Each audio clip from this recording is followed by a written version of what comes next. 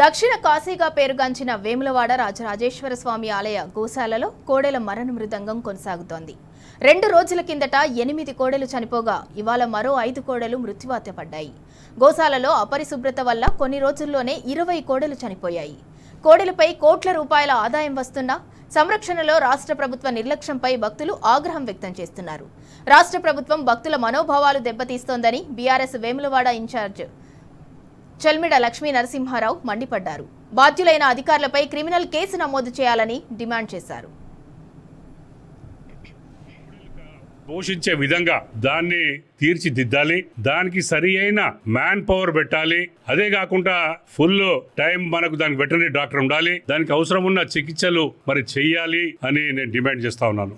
ఇదే కాకుండా ఇప్పటివరకు ఏదైతే జరుగుతుందో దానికి ఏ అధికారి బాధ్యత వహిస్తారో మరి వారిపై చట్టరీత్యా క్రిమినల్ కేసు పెట్టి ఆ బాధ్యత విస్మరించి వారిపై చట్టరీత్యా చర్యలు తీసుకోవాలని నేను డిమాండ్ చేస్తా ఉన్నాను.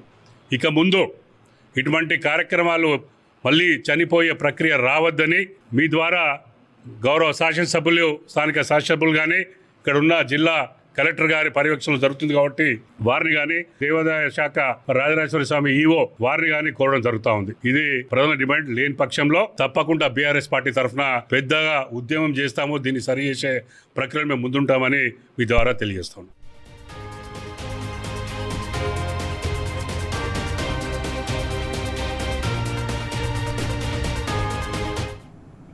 ఇక ఇదే అంశంపై మరింత సమాచారం మా ప్రతినిధి వేణుగోపాలరావు అందిస్తారు. వేములవాడలో రాజన్న కోడెలు ఎందుకు మృత్యువాత పడుతున్నాయి? ఆలయానికి సంబంధించి అధికారులు కావచ్చు, వాళ్ళు ఎవరు ఏంటి రెస్పాండ్ అవ్వట్లేదా? అంటే ఈ నెలలోనే 20 కోడెలు మృత్యువాత పట్టినా వాళ్ళ దగ్గర నుంచి ఎలాంటి రెస్పాండ్ రాలేదు. దీనికి సంబంధించి పూర్తి డీటెయిల్స్ ఏంటి?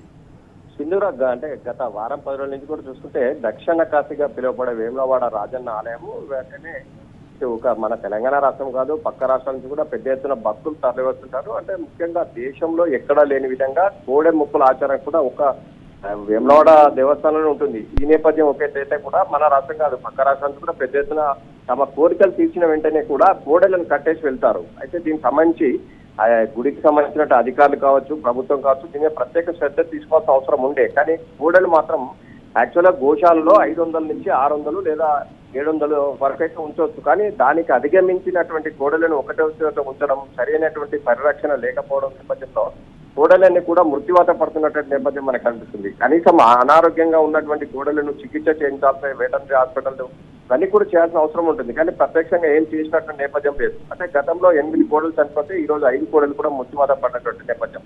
దీనిపై కూడా ఇటు వేములవాడ ఎంక్వైరీ ఇన్ఛార్జి లక్ష్మీ నరసింహారావు కూడా సీరియస్ అయినటువంటి పరిస్థితి. ఎందుకంటే దక్షిణ కాశీగా పిలువబడే వేములవాడ రాజన్న ఆలయం సంబంధించి చూసుకుంటే కోడె మొక్కుల ఆచారం ఇక్కడే ఉంది. అంటే మన భక్తుల మనోభావాలు దెబ్బతీసే విధంగా ఈ విధంగా చనిపోవడం, కోడెల పట్ల నిర్లక్ష్యం వహిస్తున్న అధికారుల మీద కేసులు పెట్టాలి, క్రిమినల్ కేసులు పెట్టాలి. ఎందుకంటే దేవుడిగా కొలిచే అంటే కోడెలను మనం ఈ విధంగా చంపుకోవడం ఎంతవరకు సమంజసం? దీనిపై ప్రత్యేక దృష్టి సారించాలి, సరైన రక్షణ కల్పించాలి. కనీసం 500-600 ఉండాల్సిన కోడల స్థానంలో 1000 కోడలు ఉంచడం, సరైనటువంటి పరిరక్షణ లేకపోవడం, సరైనటువంటి వెటర్నరీ హాస్పిటల్ సంబంధించిన డాక్టర్ల పర్యవేక్షణ లేకపోవడం నేపథ్యంలో ఈ మృత్యువాత పడుతూ ఉన్నాయి.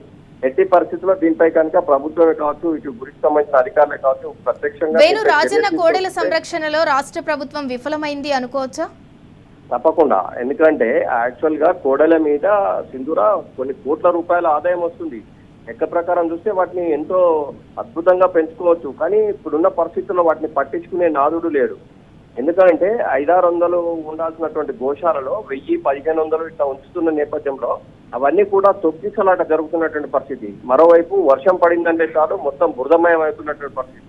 ఈ నేపథ్యంలో చిన్న కోడలు కావచ్చు, మామూలు ఏజ్ ఉన్నటువంటి కోడలు త్వరితగతిన వాటికి ఆరోగ్యం సరిగా క్షీణించిపోతా ఉంది. అంటే ఇలాంటి పరిస్థితుల్లో ఒక డాక్టర్, వెటర్నరీ సంబంధించిన డాక్టర్ పర్యవేక్షణ ఉంచాలి. ఇంకోవైపు ఈ కోడలకు సంబంధించి కూడా రైతులకు ఒక పాస్బుక్ ఉంటే ప్రభుత్వ పరంగా ఒక జీవో ఉంది. ఏంటంటే రైతు కనుక పాస్బుక్ పట్టుకొని వస్తే రైతే ప్రత్యక్షంగా ఈ కోడలను తీసుకెళ్లొచ్చు. అలాంటి ఫెసిలిటీ కూడా ఉంది. కానీ 6 మంత్స్ నుంచి అలాంటి ఫెసిలిటీ కూడా తీసేసినటువంటి పరిస్థితి. ఎందుకంటే గతంలో ఒక వ్యక్తి మాత్రమే ఈ కోడళ్ళని తీసుకుపోయి వేరే వాళ్ళకి అమ్మినట్టుగా వచ్చిన నేపథ్యంలో ప్రస్తుతానికైతే ఈ యొక్క రైతులకు ఇచ్చేదాన్ని కూడా పక్కన పెట్టిన నేపథ్యం. అంటే మొత్తం మీద అయితే దక్షిణ కాశీగా పిలువబడే వేములవాడ రాజన్న ఆలయంలో ఉన్నటువంటి కోడలకు పరిరక్షణ కరువైపోయింది. ఈ నేపథ్యంలో కోడలు మృత్యువాత పడుతున్నటువంటి నేపథ్యంలో భక్తులు కూడా పెద్ద ఎత్తున తీవ్ర ఆగ్రహం వ్యక్తం చేస్తున్నటువంటి పరిస్థితి ఉంది.